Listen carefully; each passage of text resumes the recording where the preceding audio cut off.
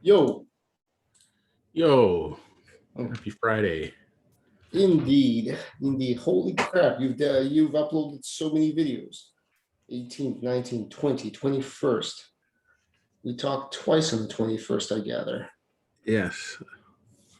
Yeah, I went through, I tried to find all because we had like multiple recordings because we would do our normal thing and then the second one. And then there were some days when we connected again in the afternoon. Yeah. I rename every episode when it comes up like in the folder. So Yeah. I had everyone like an episode that's proper and then the unnamed one, which was story time. How do I pull this down? See, the one thing that's strange about this is that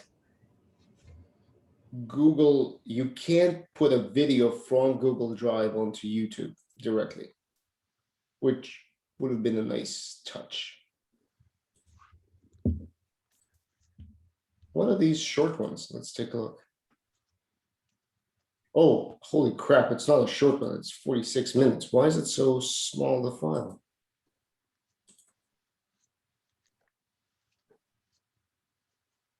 Yes, we can technically use a lot of. Is this us talking about scamming .ai?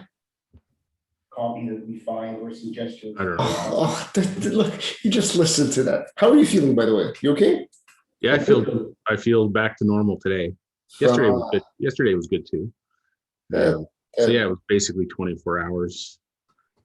It's funny. I posted my on Wednesday. I did my Facebook Live presentation. Yeah. Which is normally at 11:30, but I did it at 2 o'clock in the afternoon because I wasn't feeling good in the morning. Mm-hmm. So I think I mentioned in the presentation, I must have mentioned something about like I wasn't feeling good because I got my vaccination, whatever. Well, my video had a vaccine warning or statement or something underneath it on Facebook. Yeah, censorship lives. I mean, I'm gonna say it with a lot of sarcasm, obviously. Yeah. But it's so reminiscent of the good old Soviet days. Yeah. Yeah. You can only it's sometimes I wonder. Sometimes I wonder. Yeah, exactly. But there you go. Your personal experience is censored because you need to search like whatever Greg Fisher tells you may be misconstrued as vaccine hesitancy. So careful. Yeah. But you're feeling okay. That's the most important thing. Yeah, no, I feel good. That's the most My kids are going tomorrow to get their second dose. So. And then September is for the third one, or October. Well, I don't know what they're talking about. I'm not I don't know why, but the third one, I don't get it. Why? I don't know. Dude, think about it this way. It's interesting. It's some people I talk to are perplexed. Some people are just going on with the program. But think about it. You're in an office. Yeah. In a big pharmaceutical company. You're a CEO or somebody very, very high up the chain. And what are you facing? In the avalanche of new discoveries of patented content was pretty much peaked within 1970s, 80s, like peaked. That's when you had most of the stuff that you could patent go live and into mass population. Now patents expire. It's just a course of things. Generic drugs come in, eat up all of your margin. And how much does it cost to develop something? Billions, man. Yeah. Many years. I mean, this year seems to be, for some reason, a lucky exclusion, but let's not go into those conspiracy conversations. But previously, a vaccine takes anywhere between 5 to 10 years to develop. Can you imagine how much money that costs? Like man hours, attempts that just literally flushed down the toilet because they didn't work. Mice, God, man, it's a process. Here comes 2020. And while you're staring at all of that and you're not very happy about the fact that your sales force needs to be ramped up, that you need to start pushing other things that might not be as in high demand, there is no magic cure that you've came up with yet. You do. It's your job to make money for this company. You're a public company, man. You make up a whole big chunk of like the Dow and the S&P 500 index. And then this comes along. Not only will there be a booster, there'll be an annual thing. Dude, it just makes financial sense. Yeah. But I'm not disputing the financial sense for the pharmaceutical industry. It's beautiful, actually.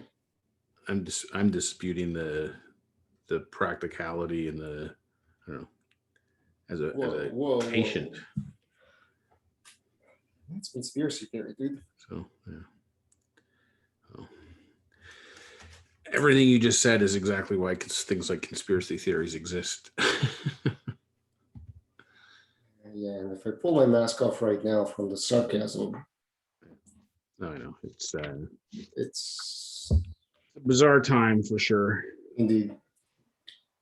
Anyway, how was your trip? A wet trip, I'm assuming. Yeah, it was a 50-minute drive, pouring rain both ways, but it was good. It's funny because it's like a typical situation, I'd say, for many businesses, which is probably on the one hand a good thing. So they've got a series of Excel spreadsheets.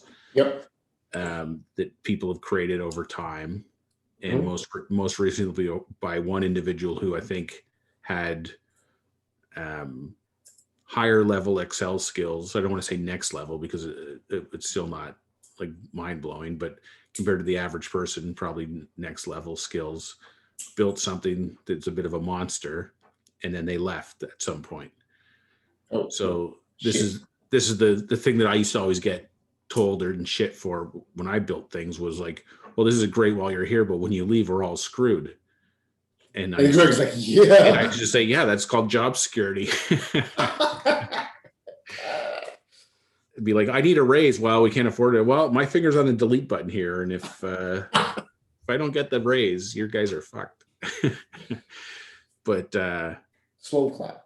Anyway, so it was one of these things where we're going through like a sheet and some examples, and the question is like, well, why is this like this? And the lady who kind of, I don't know if she's so much responsible for it as much as she's just the most knowledgeable about it right now. Yeah. Was giving the history of, well, this was created because of this, or this is why this is like this. But which is fine. And it's like I said in the meeting, I said, like, trust me, there's no judgment here about like why things are the way they are or whatever, because trust me, I know like things like this are built piecemeal on an as needed basis. Yes. And it's very easy to look back in hindsight and go, well, this doesn't make any sense, or this doesn't make any sense. But at the time it made perfect sense. So, because you're not building something with the benefit of hindsight, you're building it in the moment. Yeah. And I mean, anyone who's ever built any tool has experienced that firsthand. So there's no judgment. But there's some things like, for example, you've got like a production spreadsheet that they use to manage what they're producing. Mm-hmm. That is basically an active live spreadsheet that anyone can access and fuck around with. Really? Yeah. So it's like, if you go in there and you don't really realize what it is that you're in, and you decide to start adding columns or changing things, you basically blow up the whole thing. And all these sheets are all interlinked. So as soon as you start moving things around, all the referencing gets messed up. You're kidding me. So and they've been built for the purpose of the very specific use. So to do their forecast, or to figure out their production, or to calculate packaging resources needed or ingredient resources needed. So they're very granular. Yep. but there's no kind of roll up to a management summary or visibility to kind of like, okay, what are we producing this week, next week, the week after, what's our forecast for the next, now packaging is getting tighter with corrugate and stuff. So suppliers are asking for longer lead time. So they need to be able to give, get orders 10 weeks out. And there's no summary kind of information. So this is what happens is people go in, they start dicking around with it, trying to create summaries, and then they screw up the whole sheet. And the sheet's like the actual live sheet. Oh no. So anyway, there's How often do they back it up? Daily? I don't know. She said they have a master version, but they tend to have to go back to it every couple of weeks and kind of reset, which is kind of scary because then they're constantly redoubling their efforts to start over and then repopulate the new latest saved master with all the data that's missing because now they've gone back a week or 2 weeks. And so anyway, it's a bit of a nightmare, but it's one of those things too where it's like it's a big job to fix all this, but you don't have the time. What's the ask? What is the ask? To bring it all together? Well, the ask generally is like, what do you recommend to fix all this? And the lady seems to be pushing upgrade. They're using a system called Sage 50. Yeah. And there's now the latest version is Sage 300. So I don't know what that means in terms of how old Sage 50 is. Like to go from 50 to version 300 seems like it's quite old. Yes. But who knows? But those upgrades are very dangerous. Like when you've missed so many incremental upgrades. Yeah. Well, you're starting from scratch basically, and they're very expensive, and I don't want to say they're no better, but I've been through these implementations too, where similar to like what we used to sell at Pressima, right? Like people buy into those systems, but it doesn't replace all the ad hoc Excel stuff that people still need and do because there's all kinds of reasons. Most of the reasons are because whatever system you buy is never 100% close the circle on everything you need. So you end up having to make other stuff anyways. But are they using Sage as just the accounting portion or the whole ERP? No, just the mostly account for POs and okay, so they're just as accounting system. Yeah, but that's what she's suggesting is like if we upgraded, we could use the whole ERP system. Yeah, that's just like introducing gold handcuffs there. Yeah. Because if they're using it for accounting, Anyway, what would you walk away with? Well, they're going to send me a bunch of files that I can dig into deeper and understand more. I was there for a little over an hour, and it was funny because they got a big, like, I don't know, 55 or 60-inch TV in the room. Yeah. But like the way the resolution's set up, it's like you can see basically like the toolbar and then like 3 lines of the spreadsheet. So it was very difficult to get a real grasp of what was going on. So anyway, I'm going to look at them, and he said, don't spend a lot of time solving anything. Just come up with a game plan of what you think we could do or should do. And how much time and cost do you think it's going to be to fix it? And if you're interested in even doing that. So. Tell me you are. Oh yeah, I definitely am. He did ask me if I wanted a job. And I said no. Why not? Because I don't want to give up on what I'm trying to do. Well, you just take it as freelance. It's just another avenue of what you're doing. No, I know, but when he says a job, he means like a full-time job. I see.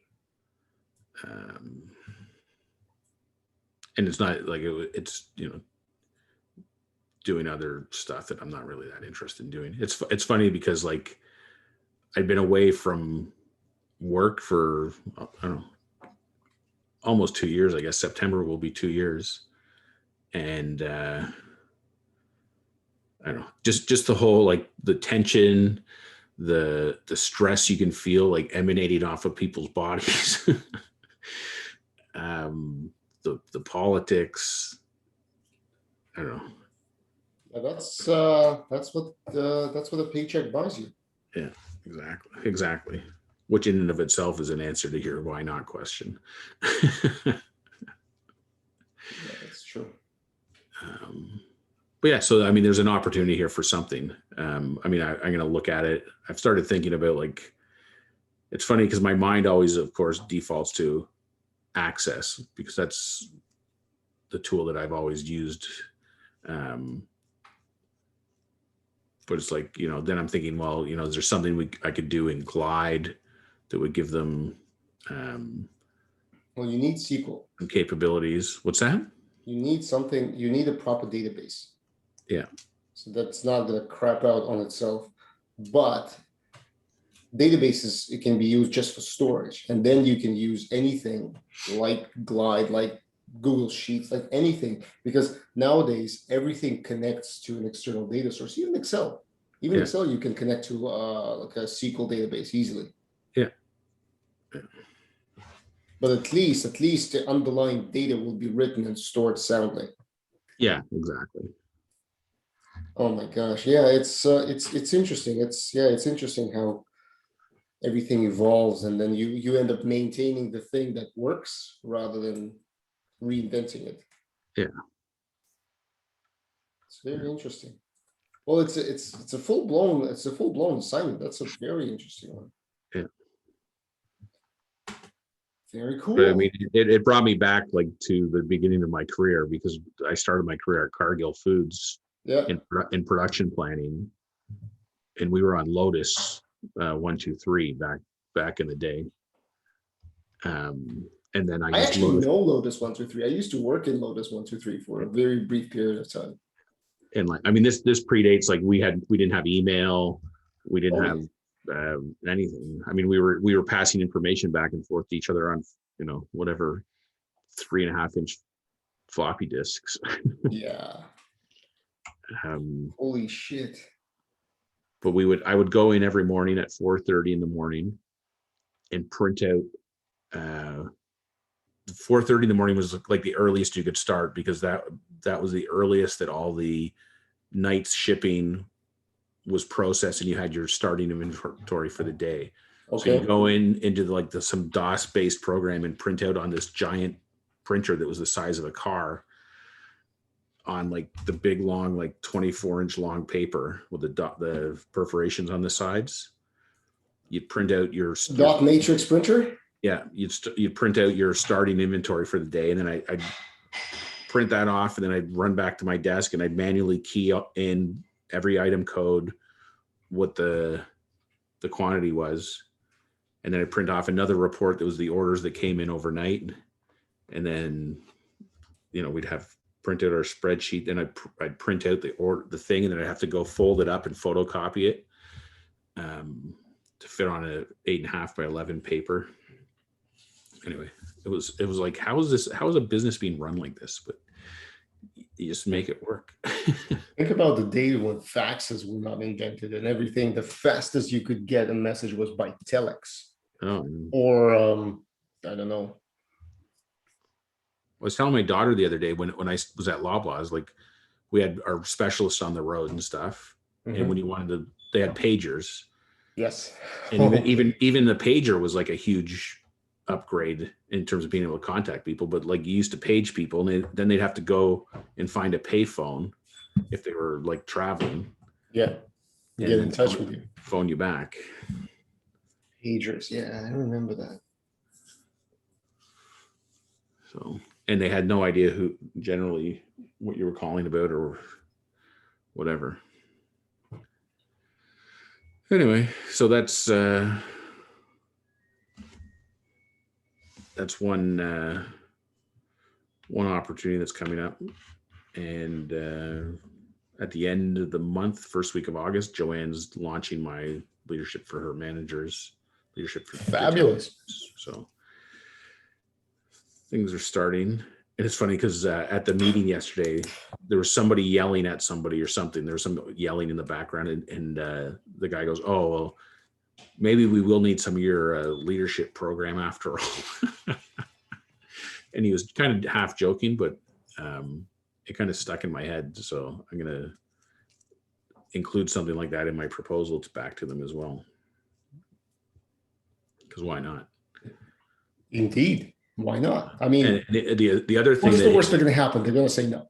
Yeah. The other thing that hit me, well, because one of the last questions he asked me was, or not really a question, but more of a statement, was just like, if there's anything else I can do to help you with your business, let me know. So driving back in the car, I also thought, like, the other thing we've been talking about with onboarding and stuff, like, they're a small manufacturing company. I don't know how many employees they would have, but certainly employee onboarding is a thing for them. And if the way they're managing their production for, like, their business side of their business is operating like this, I can pretty much guarantee their employee onboarding isn't. It's kind of like, there's your station. Yeah, isn't humming along. So anyway, there's a bunch of different opportunities that way. Very interesting. Yeah, see, it's like you never know where you're going to find opportunities or how opportunities are going to find you. Yeah. And then I got back yesterday, and Kajabi has launched a new. Well, they're going to be launching 3 new services, but the one that they launched yesterday is podcasts. So you can now manage your entire podcast work stream through Kajabi. So I thought that was interesting. I just started watching some of the videos this morning on it. So I'm going to start doing my Thursday thoughts as podcasts. I'm going to upload everything I've done thus far. Same with my quotes of the month. And then, but you can do public podcasts. You can do private podcasts. They facilitate delivering your podcast through iTunes, Spotify, and Google, whatever it is. SoundCloud? I don't know. There was 3 services they talked about. I can't remember. Well, as soon as you said iTunes, I mean, that's pretty much. Yeah. Wow. What are the other services they're launching? There's a coaching service, which I don't know too much about. I just started watching that part of it, and then newsletters. So there's, the newsletters is kind of the more upgraded functionality on top of their email broadcast function they already have. And the coaching integrates with your whatever calendar program you're working with, and allows you to, I guess, publish content to people that sign up for your coaching programs. And take notes, and I don't know, interface with your customer in that context. So yeah, sounds pretty like pretty good progress on their side anyway. Yeah, they're making, this platform is evolving very rapidly. Yeah, I've started seeing TV commercials for Kajabi on channels that I watch. So I've never seen them on TV, but I would imagine, it's a solid platform. Yeah. Well, they just, with this announcement, they've got a new special. I don't know how long it's on for, but previously they had 14-day free trial. Yeah. Now they have 3-month trial for $99. Which is very, very, like, what is it? That's a huge discount. Yeah. Well, I pay $199 a month. I'm on the growth plan. They've got a more basic plan, but yeah, it's $33 a month for 3 months. So yeah, it's pretty good. But the thing that interests me with the podcast is I talked to a guy on Monday who's one of my coaching colleagues, and he was giving me feedback about the app, the Clarity app, and like one of the shortcomings of it, of using Glide for delivering audio, that you can't play your audio while your phone's locked. Yes. So he was telling me about this thing, Hello Audio, which I was going to check out, but like he was just talking about creating his own podcast business and stuff. But it just got me thinking again to like, maybe this is another avenue for my partnership idea, where, you know, maybe there's a way to support people with the podcast feature. Yeah, and if you're going to go down that route, I can tell you about a couple of ways of how people monetize podcasts. So not by only selling services, but then there's platforms that allow people who listen and enjoy your podcast to support you. Sorry, no air quotes. Yeah, like subscribe, or like subscribe for memberships to your podcast, or not necessarily. No, it's not a membership. It's basically they pay like Koji, pay what you want. Well, you can do what you want, or you can pay for an episode. Like right. It's essentially supporting. It's kind of like they position it not in a way that you're paying for what you're listening to, but it's kind of like you get the value and you're saying thank you by donations, essentially. Yeah, donating money. But it's after the fact versus before the fact. Like you get to listen to it. Both models exist. Both models exist. Yeah. So it's essentially what they're trying to, what I guess the problem that this platform was trying to solve is everyone and their mother can start a podcast. All you have to do is take a microphone and start speaking into it, and then you have an MP3 file that you can post on pick a platform. Yeah. Doesn't mean that anyone's going to find you, but let's assume they do. But you ask for a membership. Okay, people say, yeah, the first 3 episodes were grand. Yeah, I'll subscribe. And then something happens to the person who does the podcast, and they stop producing it. Your membership's still active. Now, of course, you can cancel it, but it's a pain in the ass. I mean, you only find out after the fact that episodes are not coming out. Yeah. So what do? Well, in this platform, what it does is it's like it pays the producer only after they release the episode. Okay. So it's you know what you're paying for. You know that you're paying for content. And if you're not getting content, you're not paying. Right.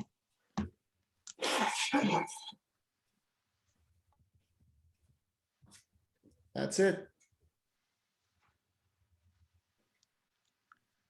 Cool.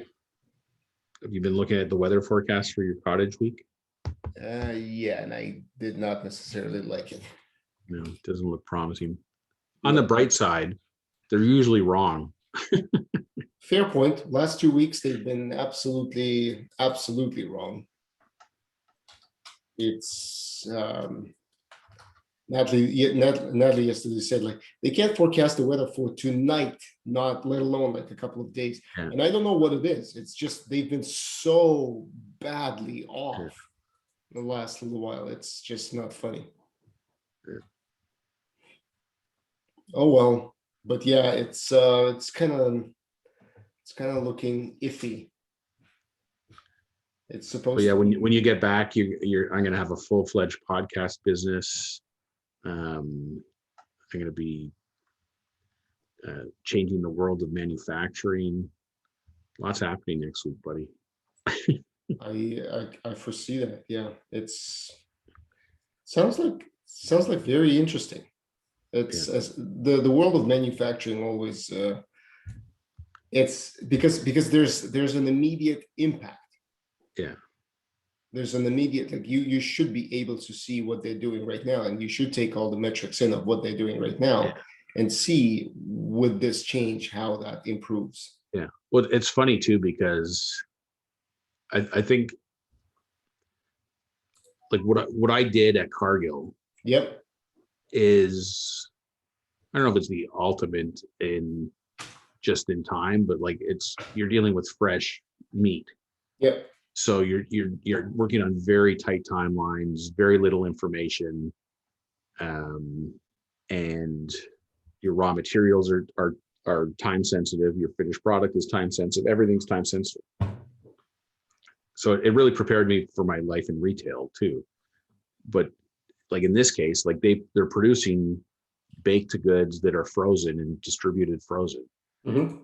So like there's so much opportunity to get efficiencies in terms of your batch sizing, your production runs, everything, and it's all known. Like all your variables are known, your orders are known, your ingredients are known, your like you know what I mean. Like it's So the kind of you're saying technically it should be simpler. yeah. Well, because it's simple from the standpoint that you're not really having to guess at anything. Yep. And the things you do have to guess about, you can guess within tolerances that are reasonable, and it's never going to cost you money. And in terms of like spoilage, whereas when I worked at Cargill, like you were always on the verge of like you could blow the whole week's profits by fucking up your your guesses, right? Like, because you're guessing at how much you need to produce early in the week. The problem in the meat business is Monday, Tuesday, Wednesday production is very light. Uh-huh. And then because then you have to ramp up for the weekend. All the orders are for the weekend. Oh. So, but on Monday you can produce your orders that are shipping out Monday, and you're trying to produce 100% of what's going to ship out on Tuesday, because that's the only way to make Monday even worth kind of bringing people into the plant to work. So you're kind of early in the week, you're working ahead as much as you can, but you're always on that line of overproducing and producing too much product that will be too old to ship by the time Thursday comes around. Because the thing is, when you're producing it, you have to ship it. The store has to get it with a certain number of days of shelf life left on it in order for them to sell it. Because the benefit of the shelf life is supposed to be for the customer, because it will sit in their fridge for 2 or 3 days before they consume it. Anyway, those are. I think you only like this is an amazing nuance. Like you should do an interview with yourself, or I can do an interview with you for your series about like this. Yeah, I would never think about that. You would, if I think about production, I would think it's just humming along day in, day out, but it's no, there's fluctuations. Yeah, it's funny. I this for some reason this stuck in my head. Do you know Steve Churchill from he's at Freshco? Yeah. He was the meat buyer at Loblaws when I started at Cargill, and he phoned me up and tore me a new one after a long weekend, because the stores ordered the breakfast sausages, fresh breakfast sausages, for Saturday delivery or something, and by Monday they were off code. They couldn't sell them anymore because the product only has like a 4-day shelf life or something. And I guess there was a holiday in there or something. Maybe Monday was Canada Day. There was something like that where there was a day, but he basically, I guess, stores phoned and yelled at him that all this product we just got in is, if we don't sell it today, it's going to be out of code by the next day that we're opened because we're closing, whatever. And he phoned and yelled at me, "Why would you send them the product?" I'm like, "Steve, because they ordered it." That's why I sent it to them. Like, we produce it on Friday. It arrives there Friday night, Saturday morning. They're closed Sunday and Monday. I don't know, whatever it was, but it's like, they know that when they get that product, it only has 2 days on it or whatever. That's the norm. So am I supposed to make an arbitrary decision? I said, if I decided to cancel all those orders, you'd be yelling at me anyways. It's telling me, who the hell do I think I am? I don't have the authority to cancel the order. They ordered, you should ship it. So, anyway, those were all the fun little times. Yeah, it's amazing how it's just a microcosm of how things and relationships work, and everyone believes that they're right. Yeah. Well, did I ever tell you the story about how they were claiming I was incompetent? No. So the buyer over there. So I also did the production planning for fresh beef patties, so hamburger patties. Yep. And the buyer there, this guy Lauren, he would phone, like they did a PO process where we got a fax of their PO. So we get the fax and it was like, okay, 100 cases of medium, 100 cases of lean, I don't know, whatever it was. And then the morning of, they'd phone and go, I need 300 cases. And I'd be like, fuck, like I don't have like thousands of pounds of beef just sitting here hoping that you're going to order it. So I jumped through hoops. There was days when like, by the time they came into work, like I'd start at 4:30 in the morning, production started at 5:30. So by 7:30 in the morning, production on that line might be done for the day if the orders are light. And then they roll into the office at 8:30, 9 o'clock, and they phone and they want to add orders on. So I'd have to go and scramble, get the room back up. So now we've already cleaned the room. So now we're going to have to start the room up again and then clean it again. So that's a cost that we've got to incur as a business. I got to scramble to get raw materials in. Anyway, long story short, they were getting in trouble at the warehouse, the Loblaws warehouse, for shorting the stores. They were blaming me and saying I was incompetent. So luckily I had all the documentation, like all Yep. the PO faxes, all the documents of all the calls that came in. So they were saying I was like, I had a 70% fill rate. Meanwhile, my fill rate was actually like 280%. And that, you should be carrying me around on your shoulders that I delivered 280% fill rate, not kicking me in the balls saying I'm incompetent. So if you want to know who's incompetent, look at how the orders are coming in and you make the decision. Yeah. And anyway, I was fortunate because at that time, the management at Cargill, once I was able to prove that it wasn't me, it was them, they backed me up, which it's easy for them with a big customer to cave, but they pushed back and said, no, it's your guys' problem. Anyway, it was one of those things. Like I was out of school for like 6 months and I'm getting like ripped. Yeah.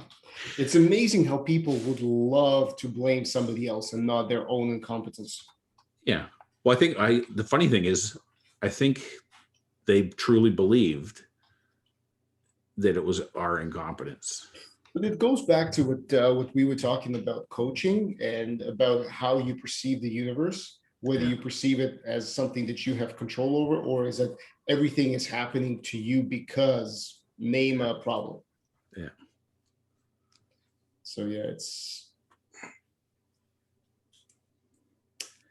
I think I gotta write down some of these stories, and I don't know. You do. It's content. This would be perfect for your coaching, just to give people a perspective into what, when you talk about things, when you talk about concepts, this is actually what they mean.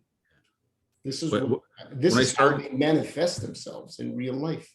When I went from working at Cargill, where I was at my desk every day at 4:30 in the morning, and by like 2:30 in the afternoon, you knew whether you screwed the whole day up or not, because then the orders for the next day were starting to come in, so you could start looking at actuals versus your projections. And then I went to Loblaws, where we're doing ad planning 6 or 8 weeks out. So whatever you do, like whatever I did in the morning at Cargill, by the afternoon I had instantaneous feedback as to how good a job I did. Whereas you get into ad planning and you don't know for 6 weeks at the earliest whether the decisions you made today were any good or not. And everyone was like stressing out and stuff. And I'm like, this is like a country club compared to where I just came from. Like,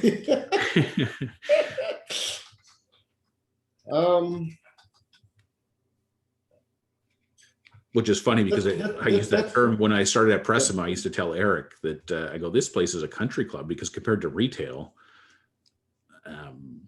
Pressima was a country club. It's amazing. Yeah, it's amazing. One thing that you mentioned there, that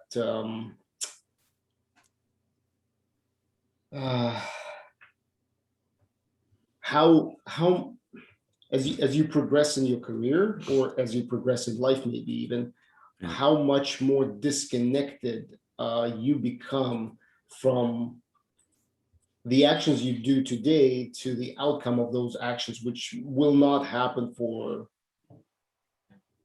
a little while, I guess. Yeah. So it's interesting how you're describing it. Like every step along the career just disconnects you more and more from the actual outcome, and then people fail to see that. and then they live in that world and they think that that's okay. Yeah. Well, I think that drives. Hang on a second. Yeah.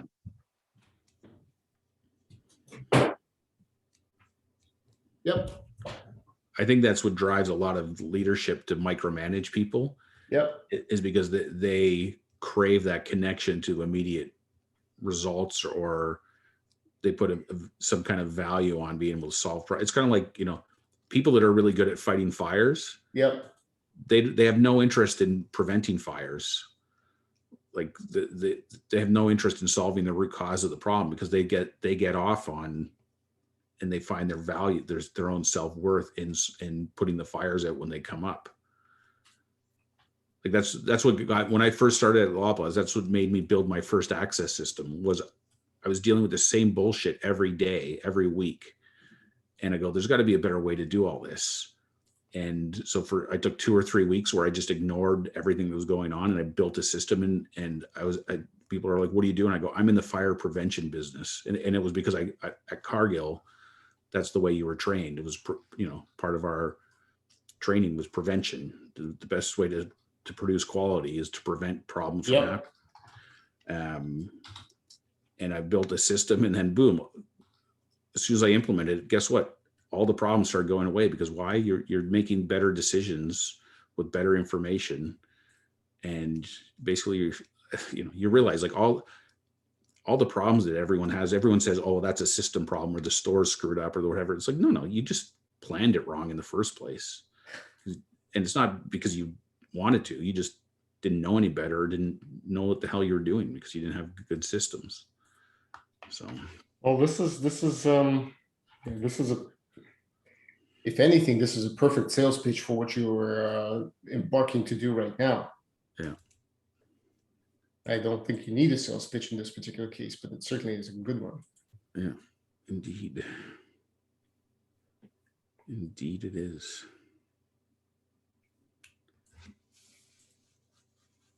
All right.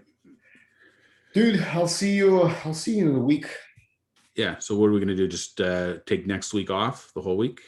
Yeah, take next week off, I guess. Yeah. Because I don't know how the internet connection is going to be. So making a commitment is a bit of a dicey proposition. And at the same time, just maybe tune out is a good solution. Having a week off is never a bad thing. Yeah, it's never a bad thing. And my goal for the week is to blow your mind when you come back and you go, fuck you, Fisher. How could you do so much? You used to do that all the time. Those were the good old days. Yeah, the good old days.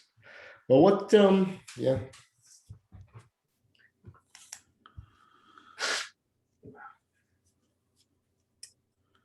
Yeah, man. I'll be honest, before we sign off, I'll be honest. There's a part of me that always thought that by this time, you and I would already have an agency, and we're just going to be going around talking to people and making shit happen. Well, actually, I thought you would be going around talking to people. I would make shit happen, because I'm not good at the first part.